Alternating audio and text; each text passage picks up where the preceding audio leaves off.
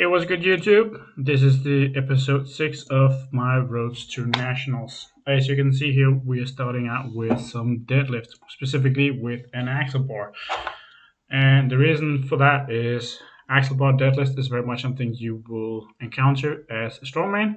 And as it stands right now, in my country, we have a national record of 285 kilos. And this is a record that I intend to break. This record has not been broken for several years for one reason or the other. And in the very first clip, it's a deload week, so it's not being particularly heavy. I believe it's 210 kilos for set of three, and then some back offs at 185 kilograms. Moving into sandbags to shoulder. This is not something I have been particularly good at, to be quite honest. It's something I really struggle with. And this is just the first one here is just an 80 kilo sandbag.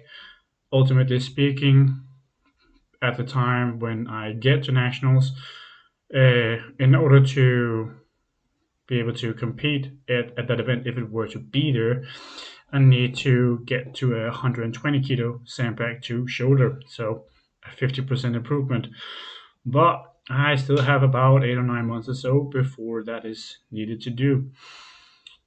And with the coach, we agreed that we think it was the best idea to practice with the 80 kilo bag and get in practice and reps and get more work done and try to be a little more technical efficient, because that has been a problem. One of the problems I have with the sandbag to shoulder is actually also one of the same problems I tend to have with the log clean. And that is, as you may notice, I do a little jump. And particularly with the sandbag, if you do a little jump into the sandbag as you get up, you are effectively making yourself have to move the sandbag that much further.